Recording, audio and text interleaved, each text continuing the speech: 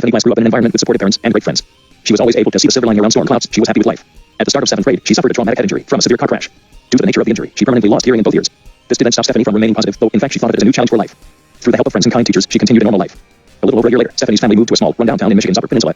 They wanted to go somewhere less busy, especially on the roads. The environment was starkly different to the suburbs which Stephanie grew up in, but as always, she saw the bright side of this new experience. If she could conquer deafness, she could conquer anything that life threw her way. Kenneth Simmons, who grew up in a small town, spent his childhood friendless and bullied. No one seemed to care, not even his parents. In fact, to him it felt more like everyone hated his guts. Everyone knew him because he stood out the most. He expressed himself masculinely on some days, femininely on others, or anywhere in between. Whatever he felt like doing. He was primarily targeted for being gay, which was an assumption by his peers he couldn't exactly deny, but almost every aspect of his existence was scrutinized by his classmates. He took the ignore the hate approach and put up a cold, thick wall between the world and himself. He began teaching himself the way around electronics, and by high school, he was making some money here and thereby repairing and modifying electronics for people in the town. No one could deny he was incredibly talented and reliable in his work, even if they did look down on him. The middle and high schools of his town were both on the same campus, and due to Stephanie's inclusive nature, she was quick to notice Kenneth sulking around all alone. Kenneth kept his guard up and, for the most part, harshly ignored her. Maybe she was another one of those kids pretending to get all friendly so she could tell everyone how annoying and worthless he is. She just fucked him over after getting his hopes up. It wasn't worth the investment. Steph remained persistent, however, and made damn well sure he knew he could trust her. Eventually he warmed up, and they quickly became possibly the closest friends in the town. The next 4 years were the best of both Stephanie and Kenneth's lives. They were practically inseparable.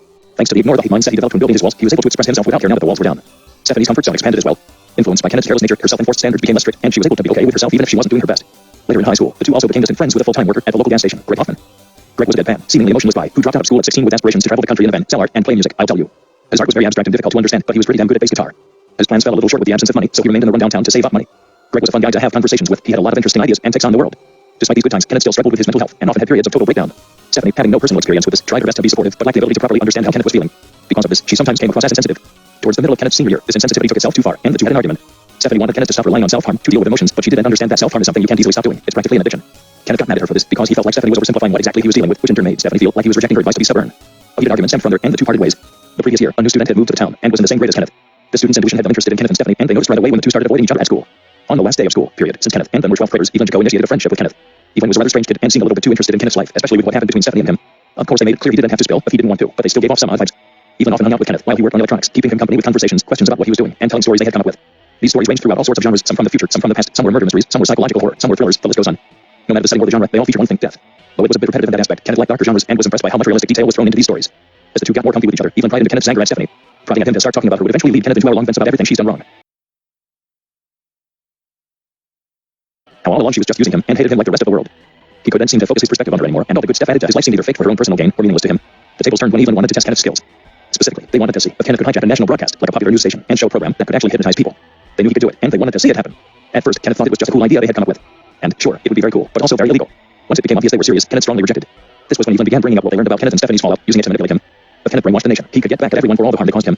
He could get back at Stephanie, make her feel the guilt she deserved to feel. Kenneth felt there were better ways to get revenge, but he went through with planning and creating the broadcast and the necessary equipment for it to humor Evelyn.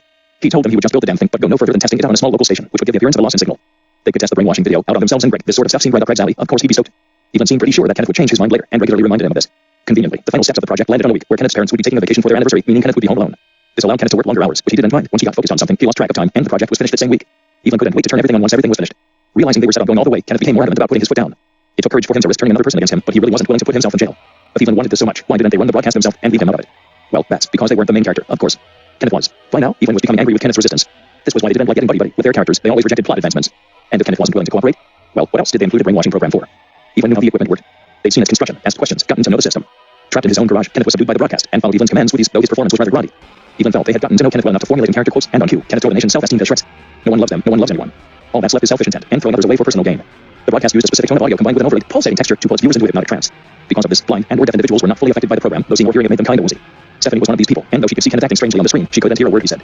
She didn't need to, though. His actions were concerning enough. The broadcast lasted through the night, and Stephanie stayed awake for the entirety of it. Kenneth had only been on screen for the first half hour or so, and ever since, all that displayed was the video of pulsating colors. It was difficult to look at. She didn't know what to do about this since Kenneth seemed rather shaken up by their fight. Even though they had avoided each other in general, from the few glances she saw of him, Kenneth seemed more shut down and avoidant than expected. Did this stunt have anything to do with their fight? Was he still angry with her? What if getting involved would only make things worse? Stephanie decided to wait things out. Surely a sign would show itself if she was needed. Morning crept up on the town. Evelyn made the mistake of breaking Kenneth's trance, and upon waking, Kenneth practically interrogated them. He knew they used the footage on him, but remained unaware of exactly what he had done. After a smug explanation from Evelyn, he immediately went to shutting the broadcast off.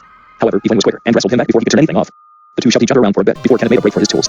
Against Evelyn's "don't you fucking dare" protest, he grabbed at a box cutter and, quite reluctantly, opened his wrists. Evelyn reacted with frustration, to which Kenneth, out of breath, reminded them that they practically ruined his life. Everyone would assume this whole thing was out of free will, his free will, that he chose to hijack the broadcast and say those horrible things. Everyone would despise him. Stephanie would despise him even more than she probably already did. And because Evelyn only had him appear in the show, he would be held at full responsibility, while they would get away with none. It wasn't fair, it was over. Stephanie was feeling the effects of pulling an all-nighter, but there was no way she could leave the broadcast unsupervised. Finally, after an agonizingly nauseous 7-hour showing of pulsating colors, the imagery disappeared from the screen. It remained black for a moment, then cut to a shot of Kenneth's body slumped on the ground in a pool of his own blood. The broadcast wasn't turned off until authorities arrived. The image took a minute to register with Stephanie. When it hit her, though, she bolted into action, calling 911 and rushing to Kenneth's house, which was only a couple blocks away. Praying, begging that Kenneth was still alive, just passed out or something. When she arrived, she pounded, even kicked at any doors on his house she could. Despite the noise, despite her screaming, no one answered. Neighbors who heard, which was practically all of them on the block, came out to see what was going on, some crying tears of their own over what they just saw on TV. They were too late. An investigation followed the discovery of Kenneth's body, one of which didn't think too hard about the details of the scene. Nobody ever suspected the mastermind behind the broadcast, but proved Kenneth that everything was right there. He showed up on the broadcast. He was notorious for working with electronics. He had a motive, the fight with Stephanie, and he was the one who committed suicide. Why bother scratching for a reality that had less evidence to back it up? Stephanie thought otherwise, strongly. She knew Kenneth would never do something illegal, but most importantly, she knew Kenneth couldn't have ended the hypnosis. When the camera was turned back on, he was clearly in no shape to switch the camera inputs. In fact, he was halfway across the room from the camera, on the ground, either passed out or dead. She tried to bring this up with the police, but they assumed there must have been some catch. Maybe the beginning of the footage cut off somehow while the input was switching. Even if she tried to bring up how out of character this whole thing was for him, the police brushed it off with the excuse that emotions fuck people up in the weirdest ways.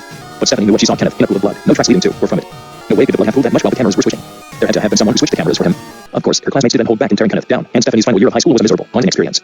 Not only did she have the baggage of grief on her shoulders, not only did she severely blame herself for not getting involved sooner and literally saving Kenneth's life, but she was surrounded by the assumptions, villainizations, and blatant hateful commentary of the school and its students. She planned for college far, far away. She needed to get away from these students, from the town itself, and leave the memories of the whole thing in the past. Her parents were reluctant to send her so far away, especially with a busy place due to remnant paranoia of the accident, but they trusted her enough to be a responsible person. She'd make friends easily to help her out. She always has. In college, Stephanie met a girl named Jenny Losslet. Jenny had been dealing with mental health troubles for a while now. Stephanie was still heavily struggling with what happened that summer. The two became somewhat of a support system for each other, which led to a romantic interest, and they started dating. Greg was able to build up enough of a reputation for himself, as well as save up enough money, and began his journey as a traveling artist. He even remained in that town.